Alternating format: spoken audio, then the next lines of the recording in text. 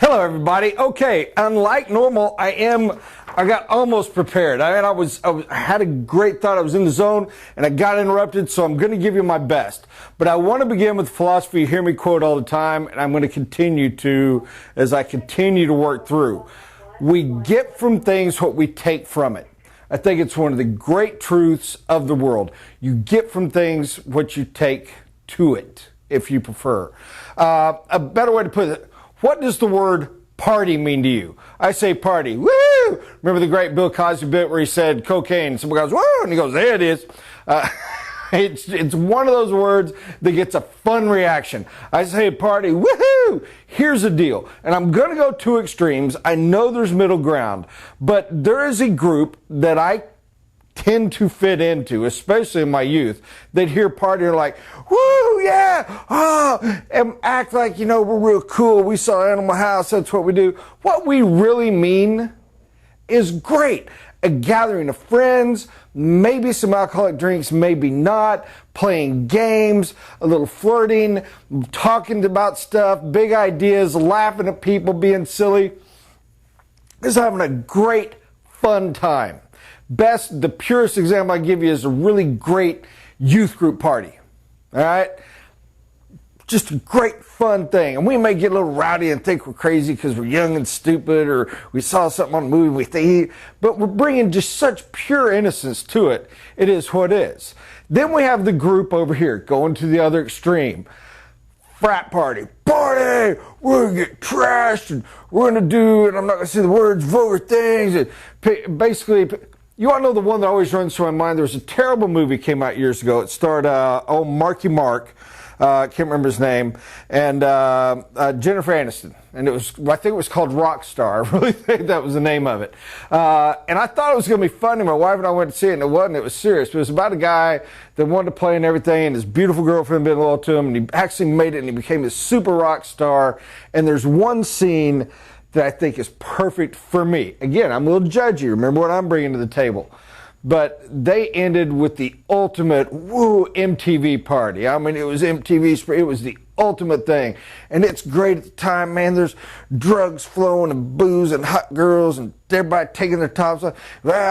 But the next day, the filth, the disgust, the grotesquerie, and the incredible acting job, especially Jennifer Aniston, in my opinion, did, look on her face of getting up out of that. Right or wrong. Again, keep in mind, even in teaching this, I can't stop where my core comes from. But you're going to go one of two ways. You're either bringing a little bit of this, or you're bringing a little bit of this. And you're saying, party, party. I challenge you 30 years ago when I was a youth, this was kind of the core essence of what it meant. And I'm not insulting them. You provide to the marketplace, you sell a product. MTV changed that definition. When they did their first, and I was young enough to watch it, it was moronic. I thought it was lame. I was wrong. First MTV Spring Break, the first of the Real Worlds. And it started getting that concept. I'm going to get lost. I'm running down a rabbit hole too far. My point is, you're going to get from something what you take to it. You cannot make somebody get what you, the salesperson, are bringing.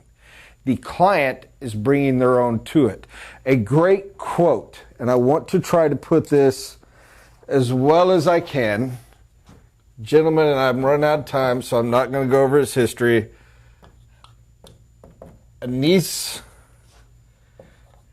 Nin. We don't see things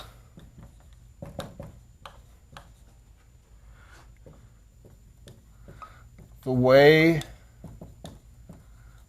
they are.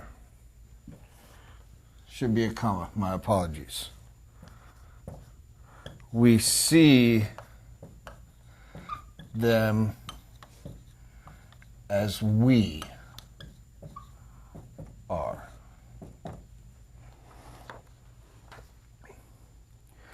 We don't see things as they are. We see them as we are. You can't be perfect. Why can't you be everything to everyone? Because you can't. Because you can't understand 100% what's in everybody's head. Does it not mean you try? Yes. Here's the best hack I can give. And I'm going to work real hard to keep this one short today because I'd love to keep chasing. But this is heavy enough, I believe, for now. Follow their lead. When you are the salesperson, it is your job to guide.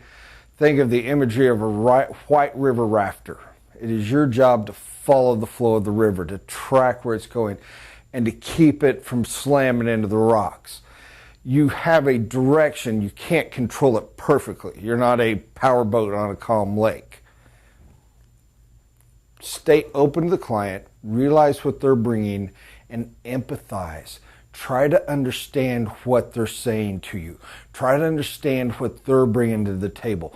Try to understand how that affects their emotions. Try to understand how they're hearing stuff. Last little bit, and I promise, there's so much here. Chew on it for a while. It's great meat. After the sale, when you have an unhappy client, the old saying, seek first to understand. Because what are they bringing to it? How are they perceiving it? And why are they? It will resolve a lot of conflicts.